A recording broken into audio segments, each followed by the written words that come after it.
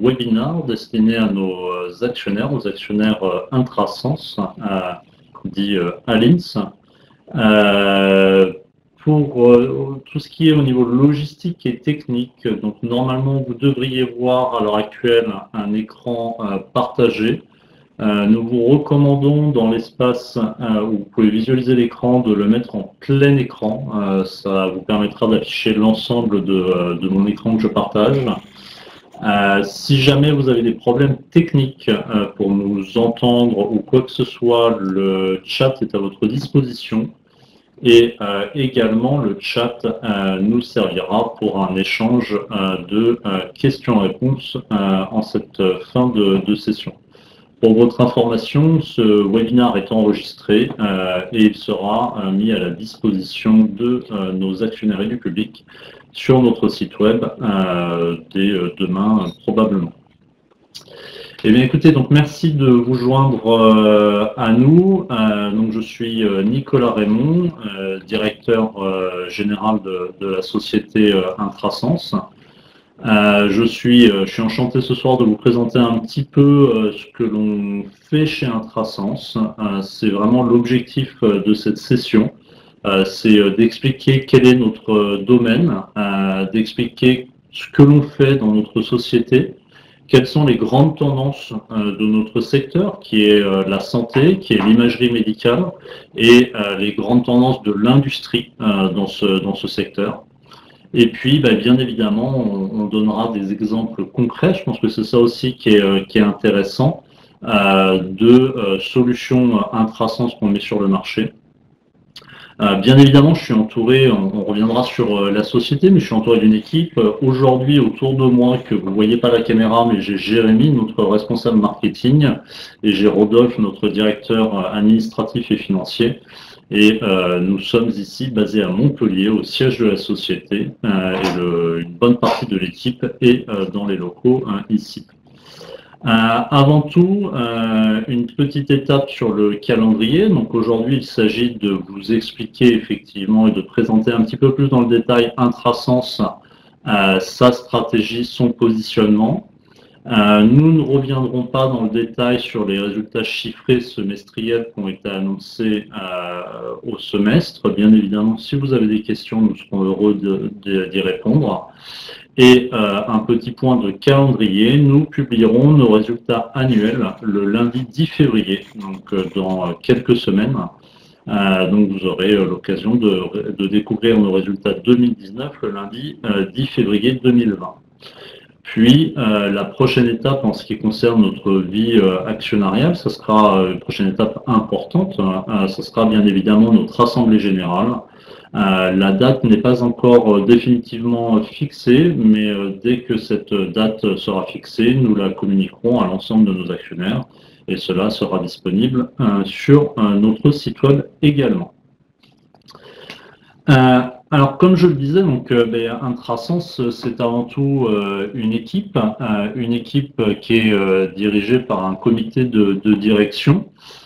Donc, j'ai la chance d'avoir à mes côtés dans le comité de direction 5 personnes qui ont toutes des compétences complémentaires et une expérience assez importante dans notre domaine, que ce soit au niveau produit et clinique, que ce soit au niveau opérationnel, gestion des installations, au niveau technique, au niveau réglementaire et RH, et bien sûr toute la partie administrative et financière. Donc ces compétences nous permettent aujourd'hui de gérer notre société, et derrière, bien évidemment, on a en tout 42 personnes qui composent la société. Donc 8 en Chine, dans nos bureaux qui sont situés à Shanghai. On a une personne aux États-Unis et donc nous sommes ici, comme je le disais tout à l'heure, au siège à Montpellier. Donc moi-même, Nicolas Raymond, je suis le directeur général. J'ai rejoint la société en 2016, avant d'en prendre la direction générale fin 2017, début 2018. Je suis de formation ingénieur. Ça fait une quinzaine d'années que je suis dans l'industrie médicale. J'ai travaillé notamment au sein de Philips auparavant, avant de rejoindre Intrasens.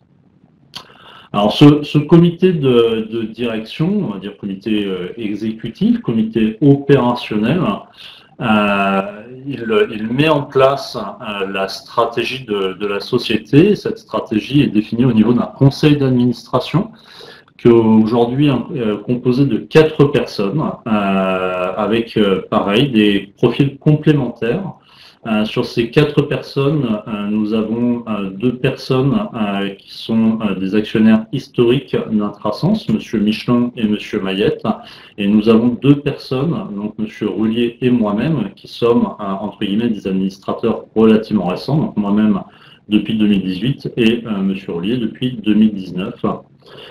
C'est un conseil d'administration qui est composé de personnes du domaine de l'industrie médicale, pour par exemple M. Mayette et moi-même, 2 personnes de l'industrie du numérique et du logiciel pour M. Ollier, et d'une personne, M. Michelon, qui est spécialiste de l'accompagnement des entreprises en restructuration ou en évolution. Donc un conseil d'administration qui a plutôt du sens par rapport à l'étape de là où nous en sommes dans la société. Alors justement, notre société, Intrasens, elle existe depuis 2004. Je pense qu'il y a quelque chose que je veux mettre en avant aujourd'hui et qui va être l'objectif de la présentation. Ça va être un petit peu d'expliquer notre stratégie, et cette stratégie a été mise en place et accélérée en 2017 et 2018. C'est là où on a eu un pivot stratégique. Donc, si on résume un petit peu le positionnement de notre entreprise, donc vous êtes actionnaire, il y a eu une première phase qu'on va appeler une phase un petit peu start-up entre 2005 et 2010, où la société s'est montée à partir de technologies innovantes. Elle a commencé à faire à avoir des activités un petit peu partout en France et à l'étranger.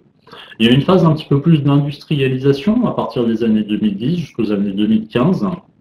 Et on lui a fait prendre, avec le conseil d'administration et l'ensemble de l'équipe de direction et les équipes opérationnelles, un pivot stratégique en 2017 avec un mot d'ordre assez clair. Ce mot d'ordre, il est comment faire croître cette société, la mener à un équilibre financier, la valoriser d'après ses atouts et avec un positionnement pertinent sur notre marché qui est l'imagerie médicale. Par rapport à ça, le mandat qui a été donné à l'équipe de direction par le conseil d'administration, ça a été très clairement en 2018 d'amener la société à un équilibre opérationnel, c'est-à-dire au quotidien ne pas dépenser plus que ce que l'on gagnait. Et pour cela, donc, nous avons travaillé à croître les revenus et diminuer les dépenses. Ce qui nous a amené à un EBITDA positif en 2018, ce sont les comptes que nous avons publiés, donc un EBITDA de 182 000 € avec une croissance du chiffre d'affaires de 38%.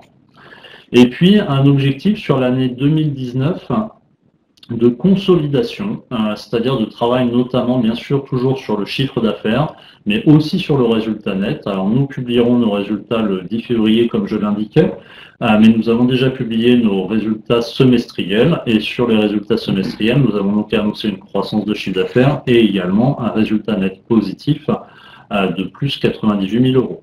Donc, si on doit résumer un petit peu la stratégie très globale d'entreprise avant de rentrer dans la stratégie industrielle des 3 dernières années, donc on a fait faire un changement de pivot à la société en 2017. Alors, il s'agit vraiment d'un pivot parce qu'on continue à se baser sur ses atouts. Ses atouts, c'est sa technologie, c'est sa plateforme, c'est son équipe, c'est sa base installée. L'année 2018 a été une année de restructuration, donc remettre à plat un certain nombre de process, remettre à plat son positionnement marketing, son positionnement commercial, faire du travail technique et technologique également. L'année 2019 est une année de consolidation par rapport à ce qui a été fait en 2018 et dans un objectif de toujours continuer la croissance et l'innovation en 2020. Alors, une de nos fiertés, bien évidemment, c'est aussi la diffusion de notre solution. Notre solution s'appelle Myriam, j'y reviendrai tout à l'heure. Notre solution aujourd'hui équipe à peu près 1 millier d'hôpitaux à travers le monde, un petit peu partout, que ce soit en Chine, que ce soit aux États-Unis, que ce soit en Europe. Donc on est fiers, bien évidemment, de participer à l'amélioration des soins au quotidien et que notre solution soit utilisée pour permettre de traiter des patients. On est une équipe qui est fortement motivée derrière cette solution, qui est une solution innovante, mais qui en plus a un objectif plutôt louable, effectivement, de guérir et traiter des patients. Donc voilà un petit peu sur juste le parcours de la société sur ces dernières années. Et notre solution. Donc notre solution s'appelle Myriam. Nous sommes Intrasens, c'est le créateur de Myriam. Donc Intrasens, c'est notre nom de société, Myriam, c'est le nom de notre solution. Avec un positionnement qui est très clair, qui est de mettre l'innovation en routine clinique. Par innovation, c'est aussi bien évidemment l'intelligence artificielle, mais pas que, on va le voir. Mais notre objectif, c'est véritablement d'apporter aux cliniciens, aux radiologues et in fine aux patients un outil qui ait une réelle valeur ajoutée médicale et qui soit complètement intégré au sein de ce qu'on appelle dans notre jargon le workflow, c'est-à-dire le flux de travail habituel du praticien. Alors pour ça, il y a trois points clés à notre stratégie et 3 atouts sur lesquels nous nous basons. Ces atouts, c'est l'expertise clinique. On le verra à travers des exemples. Ce qui fait notre force, c'est véritablement notre savoir-faire clinique. Nous savons créer des applications à forte valeur ajoutée. Nous avons, on y reviendra aussi, l'ensemble des marquages réglementaires pour être capable de commercialiser ce qu'on appelle un dispositif médical en Europe, en Chine, aux États-Unis ou encore sur d'autres géographies. Donc l'expertise clinique est aujourd'hui un point clé chez Intrasens.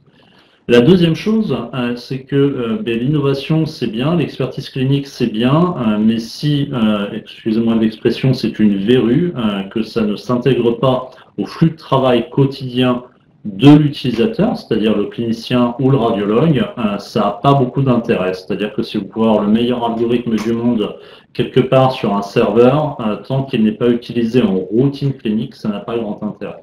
Et effectivement, c'est vraiment le deuxième point sur lequel nous efforçons d'être bons et nous pensons que nous sommes bons, c'est l'intégration workflow clinique. Donc par intégration, il y a plusieurs points. Il y a l'intégration technique et technologique, bien évidemment. C'est plus facile d'en parler que de le faire, mais nous le faisons très bien. Il y a l'intégration d'un point de vue flux de travail, c'est-à-dire bien s'intégrer, on le verra, dans les différents systèmes d'information à l'hôpital. Et puis l'intégration en termes d'expérience utilisateur, c'est absolument clé.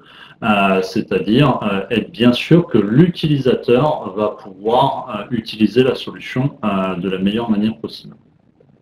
Alors tout cela n'aurait aucun sens s'il n'y avait pas d'innovation. Alors de nos jours, on parle beaucoup d'intelligence artificielle, on parle beaucoup de deep learning, de machine learning. Donc Intrasens, notre parti pris, c'est de collaborer avec les meilleurs là-dessus et d'intégrer les meilleures technologies à notre plateforme et à nos solutions au sein du flux de travail du médecin afin de pouvoir en bénéficier dans les meilleures conditions. Et on verra ensuite comment est-ce qu'on a rendu ça concret. Donc notre ambition, elle est claire, elle est ambitieuse mais elle est claire. On souhaite devenir la première plateforme logicielle de co-développement, c'est-à-dire on va développer avec d'autres sociétés sur notre plateforme en intégrant de l'innovation.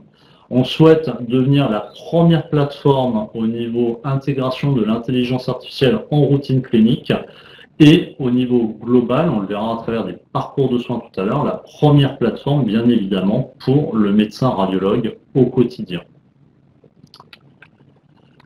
Alors, on va essayer un tout petit peu d'être concret sur où est utilisée Myriam, notre solution. Vous n'êtes peut-être pas pour certains d'entre vous des spécialistes de l'imagerie médicale. Nous, c'est notre métier.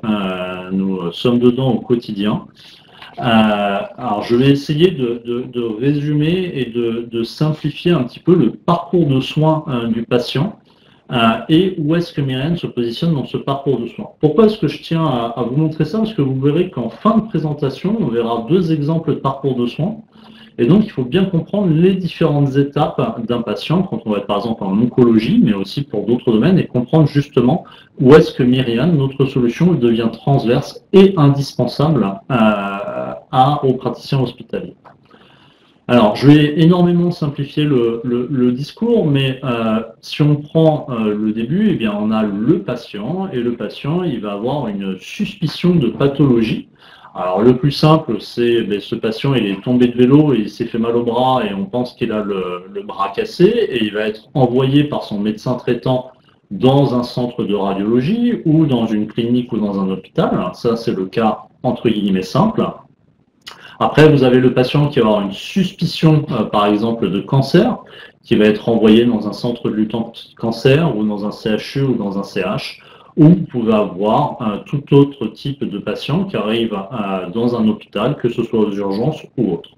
Ce patient, quand il arrive à l'hôpital, sur une approche un petit peu générale, il va commencer par le côté administratif. Donc, il va aller à l'accueil de l'hôpital.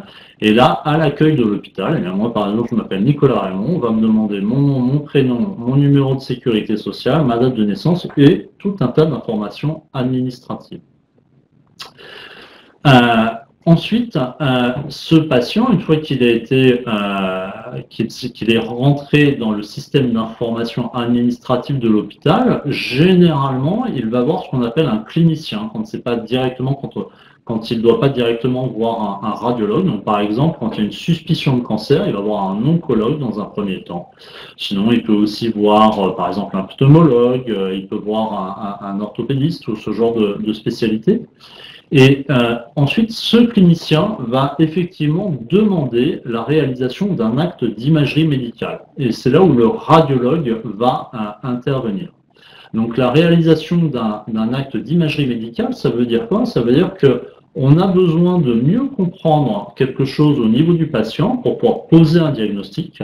Et donc, on va faire de l'imagerie avec ce qu'on appelle une IRM ou un scanner ou de l'échographie ou du système d'imagerie à rayon X.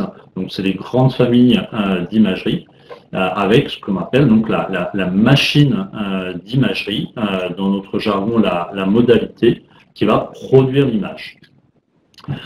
Une fois que cette image a été réalisée, a été faite, cette image va être interprétée, c'est-à-dire vue par le radiologue. Le radiologue, c'est celui qui va véritablement dire, à partir de l'image, effectivement, il y a bien un bras cassé. Ou qui va dire, effectivement, il y a bien une tumeur au niveau du sein, au niveau du poumon ou autre. Ils vont faire un compte-rendu, et ce compte-rendu sera partagé avec le clinicien, qui lui, derrière, pourra en parler avec le patient et indiquer le diagnostic au patient. Donc là, on voit bien une notion qui est la notion de travail en équipe à l'hôpital. Il y a toujours des spécialistes qui vont travailler avec des cliniciens. Donc les spécialistes, en l'occurrence ici, ce sont les radiologues qui vont travailler avec les cliniciens. Et ça veut dire aussi que le clinicien va également consulter les résultats d'imagerie. Et vous-même, vous avez peut-être été patient un jour dans votre vie, ou on vous a peut-être fait des examens d'imagerie. Et bien dans ce cas, il est assez fréquent que le patient ait lui-même également accès à ces résultats d'imagerie et aux images qui ont été faites. Donc on voit bien que c'est le radiologue expert qui va interpréter les images et ensuite tout cela sera partagé avec les autres spécialités. Alors ça, c'était le côté simple, le côté flux de travail à l'hôpital. Et derrière tout ça, alors je ne vais pas rentrer dans le détail, mais il y a ce qu'on appelle le système informatique hospitalier.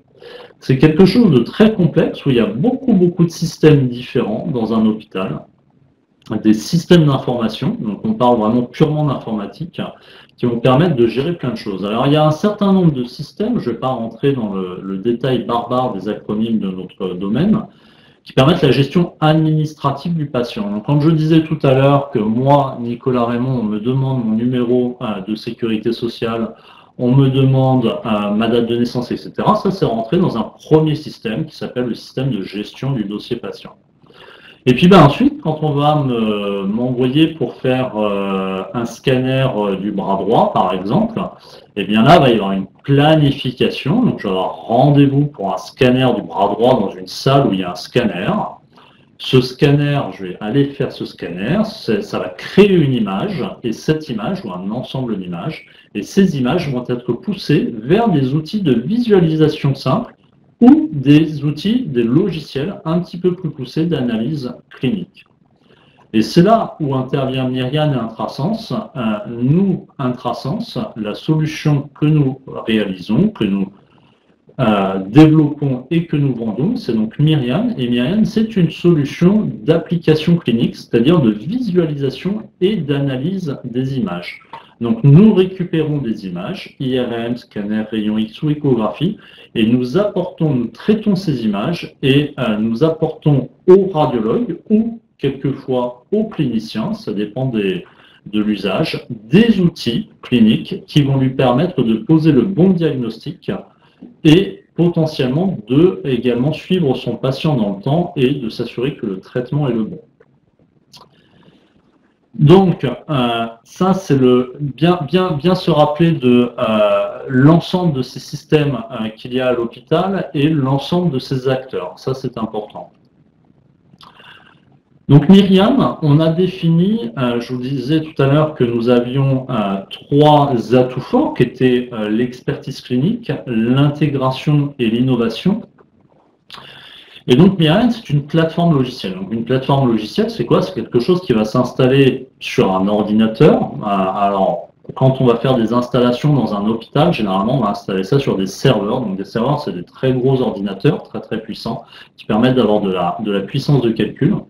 Et donc, autour de ce logiciel qu'on installe, tout comme, entre guillemets, vous installeriez Word ou PowerPoint sur votre ordinateur ou la suite Office, on a un ensemble d'offres. Donc, on installe Myriad et autour de Myriad, il y a tout d'abord le fait que cette solution Myriad, on peut très bien et très fortement l'intégrer au sein de systèmes d'information tiers. Alors, si je résume un tout petit peu, et je vais caricaturer le positionnement, Myriad, c'est on verra tout à l'heure à quoi ça ressemble, mais c'est le GPS du médecin ou du radiologue dans le corps du patient.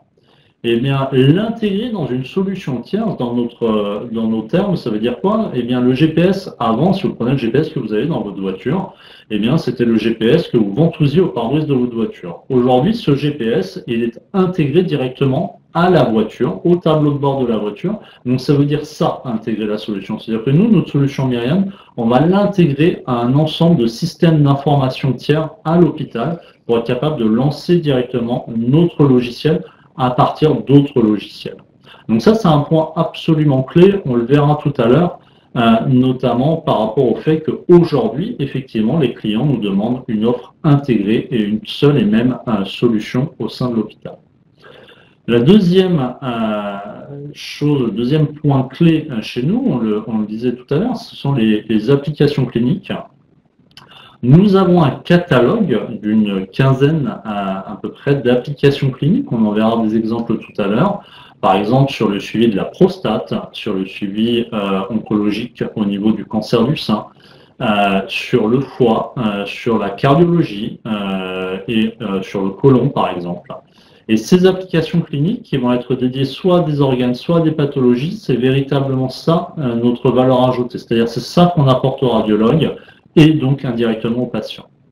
Et derrière, un point qui est très très important, c'est ce que l'on appelle chez nous Myriad Studio. Myriad Studio, c'est en fait une boîte à outils sur notre plateforme qui nous permet à nous, notre équipe de développement et aussi des partenaires, d'intégrer facilement des nouvelles technologies sur notre plateforme, c'est-à-dire des algorithmes tiers. Alors c'est un peu, si on caricature, comme sur une plateforme comme votre téléphone portable, si vous avez un smartphone, mais vous pouvez intégrer des nouvelles applications. Eh bien nous, c'est un peu la même chose, on propose à des partenaires d'intégrer des nouvelles applications sur notre plateforme. Et aussi et surtout d'enrichir nos applications actuelles. Tout à l'heure, je parlais d'une application sur le suivi oncologique pour le sein, donc de les enrichir notamment d'algorithmes d'intelligence artificielle. Pourquoi? On en reparlera tout à l'heure. Donc là, il y a des exemples de partenaires d'intelligence artificielle, Quantib, AZMed, Desky, qui sont des sociétés françaises et néerlandaises. Ce qu'on s'aperçoit, c'est que sur le marché, il y a énormément de sociétés qui vont proposer des algorithmes très performants pour certains, mais ces sociétés ne savent pas toujours comment parler à un utilisateur final, à un radiologue. Nous, notre savoir-faire, c'est effectivement de mettre à disposition des solutions à un radiologue. On a une forte base installée, à peu près 1 millier de sites à travers le monde. On a 15 ans d'expérience là-dessus.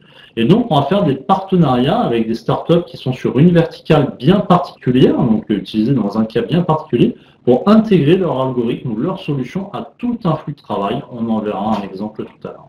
Donc, 3 offres qui correspondent à nos 3 atouts chez nous. L'offre d'intégration, l'offre clinique et l'offre studio qui permet d'intégrer de l'innovation à notre plateforme.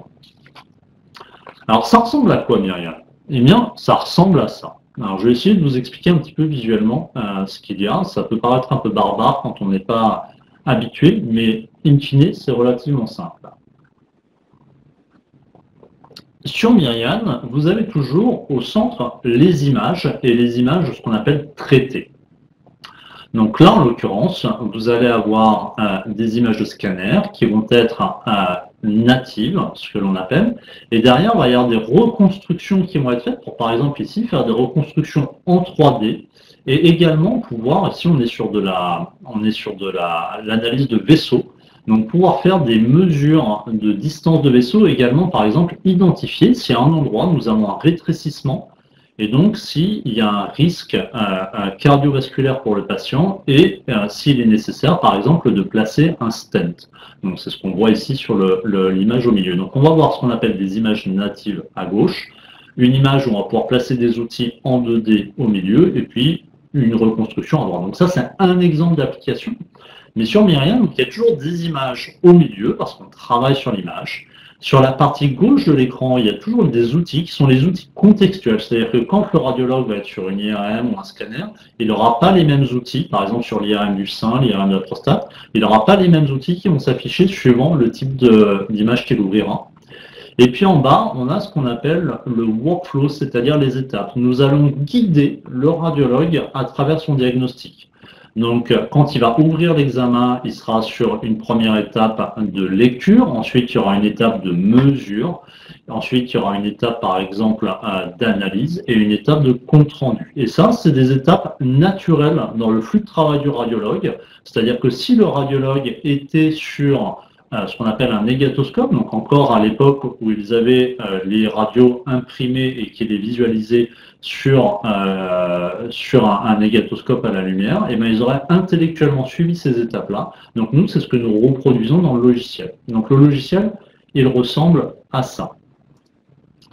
Alors maintenant qu'on a bien compris qui est Intrasens, que fait-on chez Intrasens et à quoi ressemble Myriam, et ça on y reviendra un petit peu tout à l'heure. On va voir quelles sont les grandes évolutions du marché de l'imagerie médicale. Alors, avant de parler de marché, moi ce dont je voudrais parler, parce que quand on parle de marché, on parle d'industrie, je voudrais d'abord parler des grands marchés, des grandes tendances de l'imagerie en santé. C'est-à-dire qu'il faut aller à la source, quels sont les besoins des radiologues, quelles sont les évolutions. Et ça apporte plein de nouveaux défis pour nous, fournisseurs de solutions. Alors, je ne vais pas tous les lister, le but c'est pas d'aller dans le détail, mais on est quand même dans une époque où il y a un bouleversement de l'usage des soins au global. C'est-à-dire que certes, la technologie permet de mieux détecter et de mieux soigner les pathologies, mais également les patients sont beaucoup plus informés des risques qu'il y a et demandent de plus en plus, sont de mieux en mieux suivis, donc demandent de plus en plus à être suivis et à avoir des diagnostics, etc. Donc, par exemple, un point clé aujourd'hui, il y a une forte prévalence des maladies chroniques. Prévalence, ça veut dire un fort pourcentage au sein de la population des maladies chroniques. Alors après, là, je ne vais pas rentrer dans la discussion de savoir s'il y a plus de maladies chroniques aujourd'hui qu'il y en avait il y a 50 ans, ou si tout simplement on les détecte mieux. Ça, c'est un autre débat. Néanmoins, aujourd'hui, on est capable de dire qu'au sein de la population française, il y a beaucoup plus de maladies chroniques. On estime, par exemple, là, on est en France, on estime qu'en France, il y a à peu près 20 millions de malades chroniques. C'est énorme. Alors, des malades chroniques, ça va être le diabète, ça va être des maladies cardiaques. On voyait tout à l'heure une solution cardiaque. Ça va être le cancer, bien évidemment. Alors, 20 millions, c'est énorme, mais les statistiques sont là. Par exemple, en France, vous savez que l'assurance de la sécurité sociale a un dispositif qui s'appelle ALD, affection de longue durée. C'est-à-dire que quand vous êtes touché par une affection de longue durée, vous êtes pris en charge à 100% par la sécurité sociale pour tout ce qui est lié à cette affection. Il y a 10 millions de personnes en France qui sont prises en charge en ALD. Ça représente un peu plus de 18% des assurés. Donc c'est relativement énorme, il faut en avoir conscience. Alors ensuite, pénurie des radiologues, bien évidemment. La pénurie de radiologues, c'est pas que en France, et c'est pas que parce qu'il y a eu une limitation du numerus clausus, c'est également, bien évidemment, parce qu'il y a une demande plus importante. Donc à partir du moment où il y a une population plus importante qui prend plus soin d'elle, eh bien il faut plus de radiologues. Alors un point qui me tient à cœur, qui est important, c'est la démocratisation de l'usage médical, de l'usage de l'imagerie. Il y a 20 ans ou 25 ans, l'imagerie s'était utilisée de manière très exceptionnelle dans certains cas parce que c'était très compliqué, très cher. Aujourd'hui, l'imagerie, c'est vraiment le GPS du médecin. On a beaucoup parlé du radiologue jusqu'à présent, mais c'est pas que le radiologue, c'est le médecin en règle générale. Et aujourd'hui, vous voyez par exemple même les pompiers qui sont équipés de solutions d'imagerie. Vous allez voir de plus en plus d'autres médecins généralistes équipés par exemple de solutions d'échographie. Et l'imagerie se démocratise, c'est-à-dire que l'imagerie sort de la radiologie. Et ça, c'est un point important. Alors, la complexité et le volume des données, bien sûr, il y a plus de patients, mais moi, je me rappelle, quand j'ai commencé à étudier, les données prenaient étaient beaucoup moins importantes en volume. Si on prend par exemple un scanner dans les années, on va dire dans les années 2000, quand la numérisation des solutions est vraiment apparue, un scanner, ça devait à peu près générer une centaine d'images quand on faisait un examen scanner d'un patient. Donc c'était peut-être une centaine de mégas de données. Aujourd'hui, un scanner, c'est à peu près 2000 images. 2000 images, à peu près 2 gigas. Donc on fait un x10 à x20 sur le nombre d'images. C'est assez considérable, il faut l'avoir en tête. Alors en plus, par contre, c'est ça qui est magique avec la technologie et qui est exceptionnel. Ces scanners, quand en 2000, il fallait un quart d'heure à une demi-heure pour les réaliser. Aujourd'hui, on les fait en 5 minutes. Alors ça veut dire que certes, on peut faire passer plus de patients dans une journée, mais aussi on génère beaucoup plus de données et beaucoup plus de patients à interpréter. On en reparlera, et c'est bien notre positionnement, comprendre et donner du sens à l'intelligence artificielle. L'IA pour l'IA, ça ne sert à rien. L'innovation pour l'innovation, ça ne sert à rien, surtout dans le domaine médical. On est dans un domaine où il faut innover, mais il faut innover utilement. Et innover utilement, c'est donner du sens à l'innovation et c'est mettre l'innovation en routine clinique. Et c'est ça qu'on fait à travers des partenariats avec des startups. Et enfin, dernier point, mais pas le moins important, eh bien, en bout de chaîne, on a quoi? On a un patient. Et quand on a un patient en bout de chaîne, qui a potentiellement un cancer, avec un diagnostic, il ne faut pas se tromper sur les outils qu'on met à disposition pour le médecin. Et donc, dans ce cadre-là, on est dans un environnement fortement régulé et encadré sur à peu près toutes les géographies à travers le monde. Et intrasens, on a la chance, et parce qu'on est à travailler, de bénéficier de tous les agréments dans ce cadre-là, autant pour la Chine, pour les États-Unis, pour l'Europe, encore pour tous les autres pays. Donc ça, c'est des grandes tendances qui ne sont pas liées uniquement à l'industrie, alors bien sûr qui sont liées aussi à l'évolution des technologies, mais pas que, mais qui sont aussi des véritables besoins des acteurs de la santé aujourd'hui. Ça, de manière très concrète, on voit comment est-ce que ça impacte l'industrie. C'est-à-dire qu'aujourd'hui, l'industrie doit proposer des solutions qui permettent d'optimiser la productivité pour les équipes de soins, qui permettent d'optimiser la qualité de prise en charge des patients, avec notamment une prise en charge des patients transverse. Et ça, c'est absolument clé. C'est-à-dire qu'aujourd'hui, quand on est pris en charge pour un cancer, eh bien, il va y avoir la phase de détection, de dépistage, il va y avoir la phase de diagnostic, il va y avoir la phase de traitement. Et ça, c'est important que ce soit une prise en charge globale. On va parler de parcours des soins. Bien évidemment, tout a un coût le but, c'est que les machines et les solutions permettent de réaliser des actes à un coût de plus en plus réduit, parce qu'aussi on fait de plus en plus d'actes. Et ça va nécessiter que ces solutions soient extrêmement performantes cliniquement et qu'elles s'intègrent parfaitement dans le flux de travail quotidien des utilisateurs. Donc tout ça, ça amène quand même à des mutations du marché qui sont assez profondes, qui sont extrêmement intéressantes, avec la digitalisation, avec le numérique qui arrive, avec le patient qui s'approprie sa santé également. Alors on parle beaucoup dans notre domaine de passer de produits à fonctionnalité, c'est-à-dire qu'avant on vendait des produits, alors il n'y a pas que dans notre domaine, il n'y a pas que dans l'imagerie médicale. Avant on vendait des produits, alors quelquefois des produits avec des fonctionnalités redondantes, etc. Aujourd'hui, on va beaucoup plus à un hôpital lui vendre des fonctionnalités, notamment des fonctionnalités cliniques. Et c'est là où, encore une fois, j'y reviens, Intrasens a un vrai rôle à jouer et joue un vrai rôle parce qu'on a une vraie valeur ajoutée clinique. Alors sur tout ça, ce qu'on voit également, c'est que les solutions proposées aux hôpitaux ont tendance à s'intégrer de plus en plus et à devenir, on va dans la notion de plateforme intégrée, de plateforme de solutions, donc de plateforme de solutions fonctionnelles. Et comme vous le savez, on fait régulièrement des grands congrès. Donc là, les 2 derniers grands congrès, c'était les Journées françaises de radiologie en octobre dernier. C'était le grand congrès de la radiologie en Amérique du Nord en novembre dernier. Et on commence à voir vraiment plusieurs tendances sur le marché. On voit ce qu'on appelle des marketplaces, c'est-à-dire sur tout ce qui va être solutions d'intelligence artificielle, des sociétés comme par exemple Incepto ou Arteris, qui vont créer des espèces d'app store qui vont mettre à disposition des professionnels de santé des algorithmes d'intelligence artificielle, par exemple.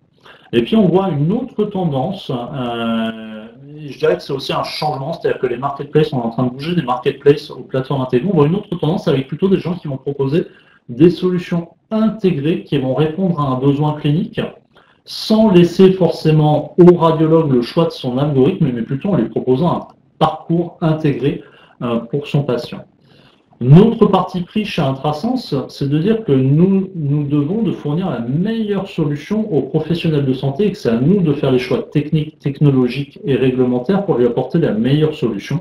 Et dans ce cadre-là, effectivement, notre solution Myriam, nous proposons des notions de parcours de soins, d'approche intégrée. Notre objectif, c'est de répondre à 90% du besoin quotidien du radiologue. Et donc, nous situons plutôt dans la partie plateforme intégrée qui va venir s'intégrer et complètement dans d'autres systèmes d'information. Alors, pour ça, clairement, je l'ai déjà mentionné, notre positionnement, mais c'est important de le voir aussi par rapport à la concurrence, on repose sur 3 piliers. On repose sur l'expertise clinique avec nos applications cliniques, on repose sur l'intégration et on repose sur l'innovation. Donc aujourd'hui, on a un portefeuille d'applications cliniques, on a un portefeuille de partenaires pour mettre à disposition des solutions d'intelligence artificielle sur le marché, et on intègre parfaitement notre solution au sein du flux de travail du radiologue. Alors, est-ce qu'on est unique à faire ça et est-ce qu'on est unique à se positionner sur une chaîne globale? Alors, oui et non, et c'est une bonne nouvelle globalement. Oui et non, parce que sur ces 3 piliers, sur chacun de ces piliers, on va avoir des concurrents. Mais je dois vous avouer qu'on n'a pas de concurrents, ou pas à notre connaissance, positionnés véritablement à l'intersection de ces 3 piliers. Et nous, ce que nous pensons, c'est que c'est d'être à l'intersection de ces 3 piliers, donc encore une fois, être capable de vraiment avoir une solution intégrée complètement dans un système tiers. Je reviens à ma comparaison du GPS dans la voiture. Avoir une véritable expertise clinique, c'est-à-dire que si vous avez un GPS qui vous indique qu'il faut aller à telle coordonnée est-ouest, mais qui ne vous dit pas qu'il faut tourner à droite sur telle rue, ça ne sert à rien. Donc nous, on apporte cette expertise de savoir créer une application. Et puis l'innovation, c'est absolument clé. Donc quand on regarde un petit peu le marché de l'industrie médicale, oui, il y a des grosses sociétés qui essayent d'avoir une approche globale et intégrée. L'avantage qu'on a sur ces grosses sociétés, c'est l'agilité et la rapidité. bien évidemment. On va parler des très gros, des General Electric, Philips, Siemens, etc. Puis il y a des plus petites sociétés, dont certaines qui viennent de se lancer sur des notions de marketplace d'IA, etc. Mais sur toutes ces petites sociétés, il y en a peu qui sont vraiment à l'intersection de ces trois atouts majeurs. Et c'est ça qui aujourd'hui rend Intrasense unique et qui en fait son succès depuis les 2 dernières années. Alors, maintenant que on a parlé d'Intrasense, de son positionnement, de son marché, je voudrais juste vous donner 2 exemples concrets de ce que l'on fait au quotidien et des solutions que nous amenons aux radiologues. Le premier, c'est sur le cancer du sein. Alors, pourquoi le cancer du sein? Parce que si vous prenez dans votre entourage, vous prenez 8 femmes, et bien malheureusement, il y en aura une sur ces 8 femmes statistiquement qui sera touchée par le cancer du sein au cours de sa vie. C'est la première cause de mortalité féminine, c'est le premier cancer au niveau des femmes. Avec ce qui est important à dire là-dessus, c'est une forte chance de survie à 5 ans, 95% de chance de survie à 5 ans lorsque le cancer est traité en phase précoce. Et ça, c'est absolument clé. C'est un parcours complexe quand on est diagnostiqué d'un cancer du sein, et c'est là-dessus que notamment Intrasense, avec sa capacité à créer des applications cliniques et accompagner le radiologue et le clinicien à travers toutes les étapes, on a un véritable rôle à jouer.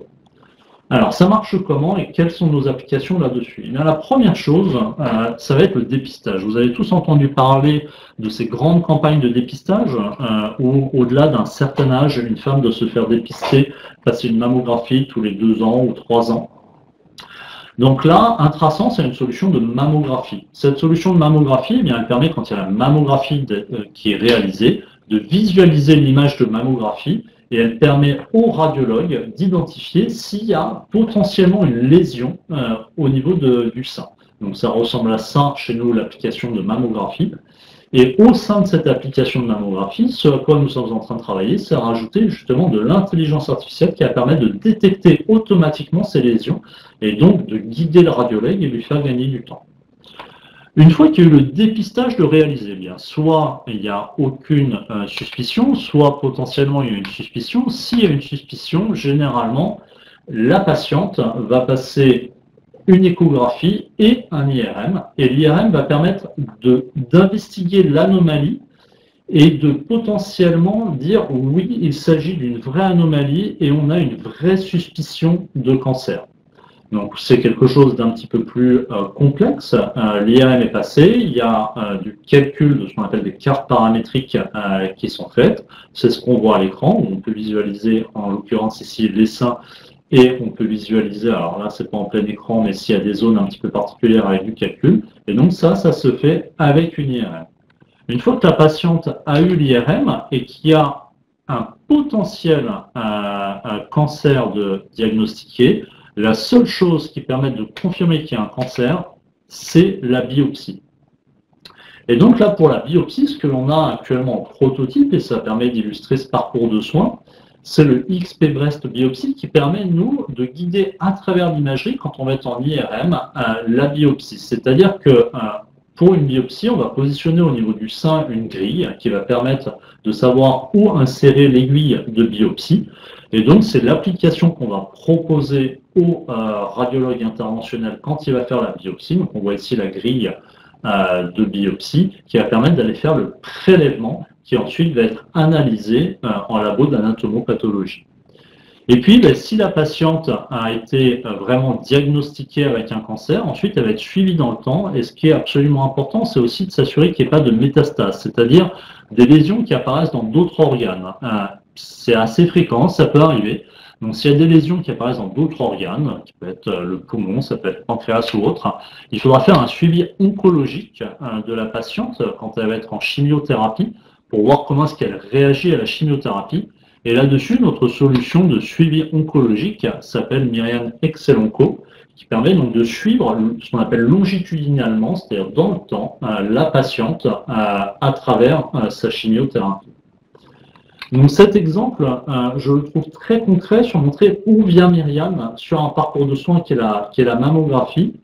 Et je vais terminer par un autre parcours de soins qui est assez différent, mais qui est aussi important, qui est le cancer du foie. Alors, on a une prévalence sur le cancer du foie qui est un petit peu inférieure au cancer du sein. Alors, normalement, ici, on parle que de cancer du foie, mais notre solution fonctionne aussi sur ce qu'est la NASH. La NASH, c'est la maladie du soda, pour ceux qui la connaissent.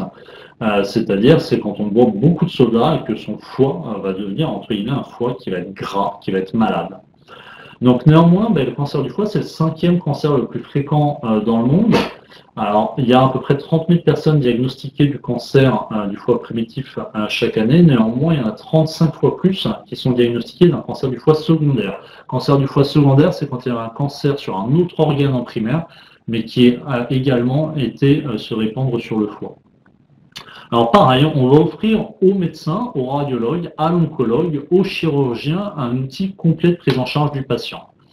Là-dessus, la première étape, ça va être la recherche de lésions hépatiques. Donc il y aura un IRM ou un scanner de réaliser.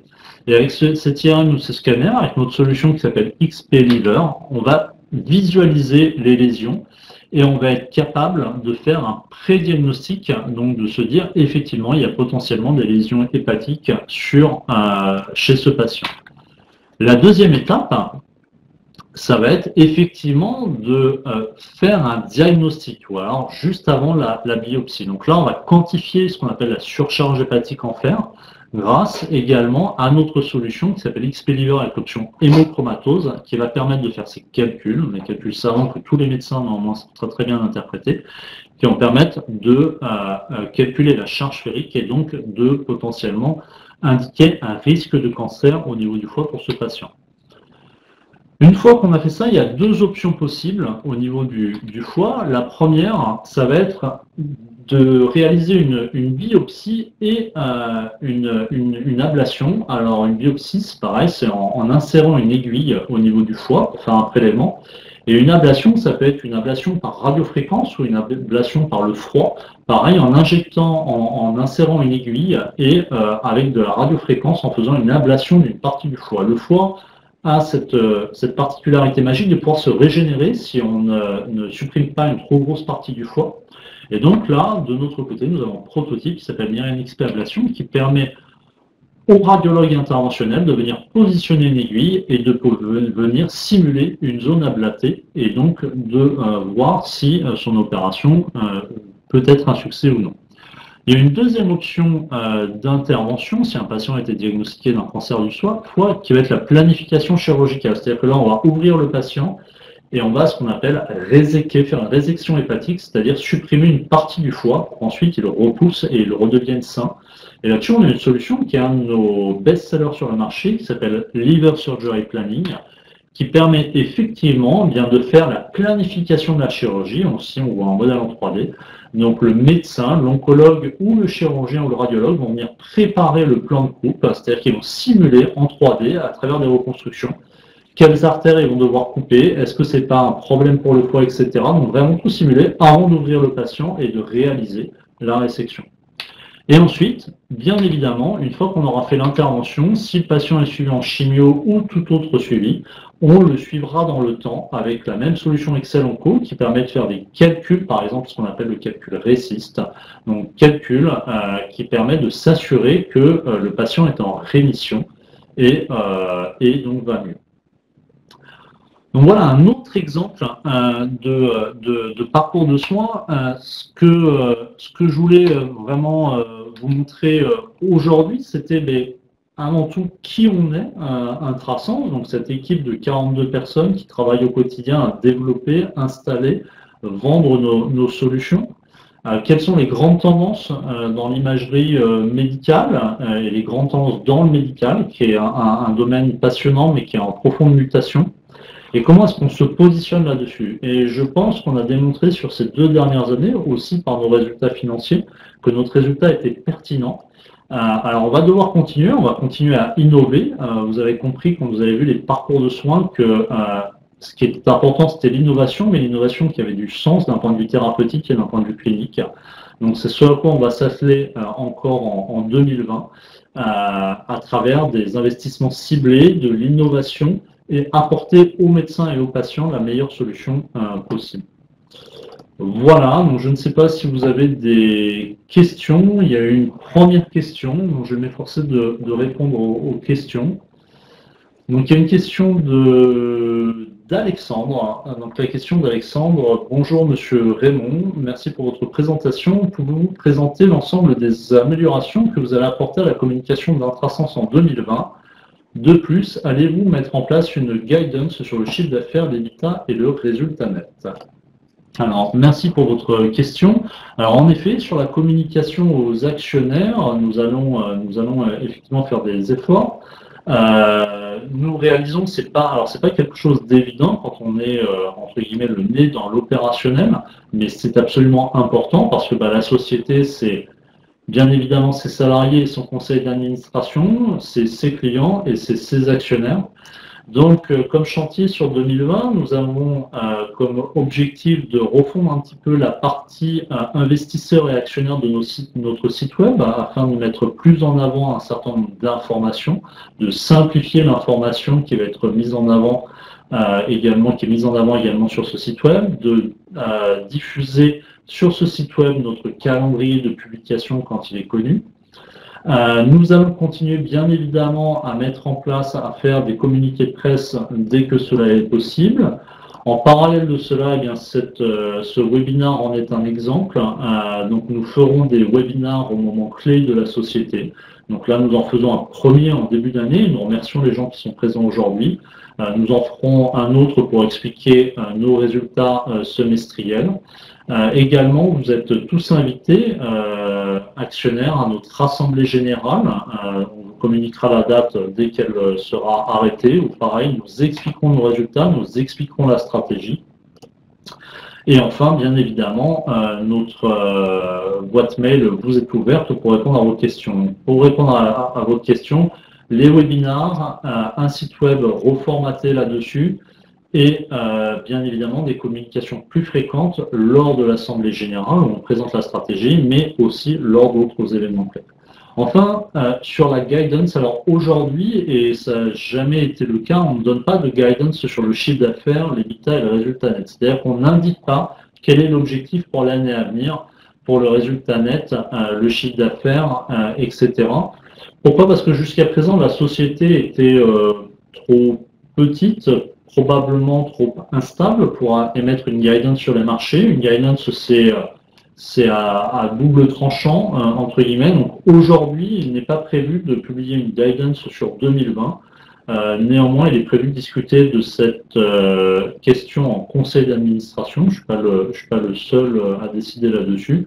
Nous en discuterons. Moi, personnellement, je ne suis pas sûr que ça apporte énormément si nous communiquons bien à côté. Après, néanmoins, je comprends la demande, mais cette question sera adressée en conseil d'administration. On vous dira ce qui est possible. Est-ce qu'il y a d'autres questions?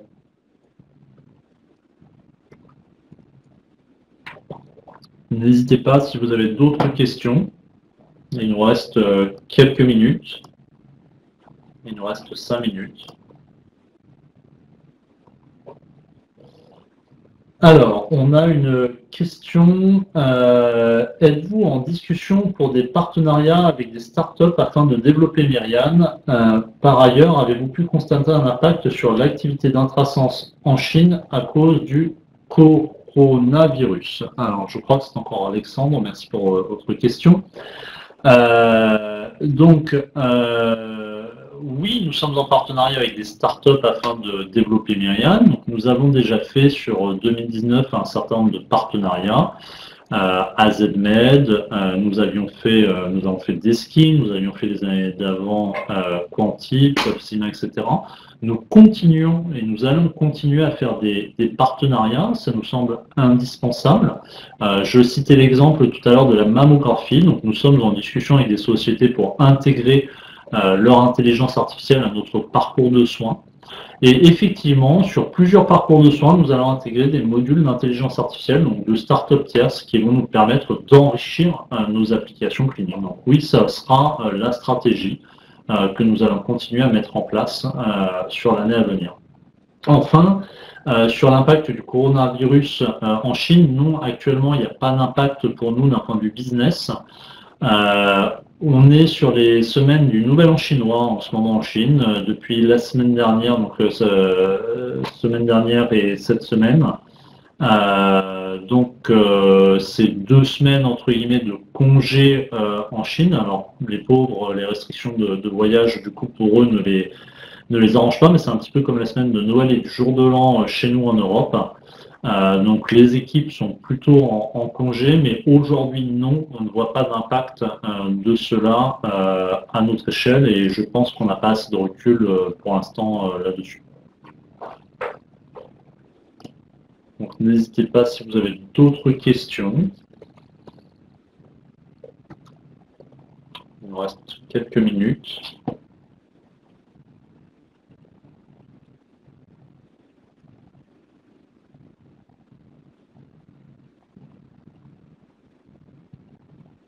On va attendre encore une minute si d'autres questions viennent, une minute ou deux.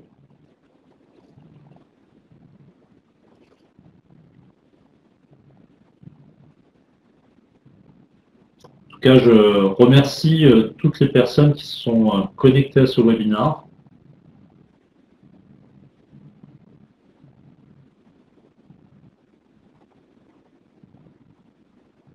Eh bien, écoutez, une autre question?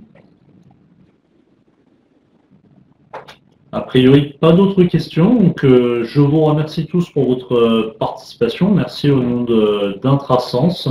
N'hésitez pas à nous contacter si vous avez des questions.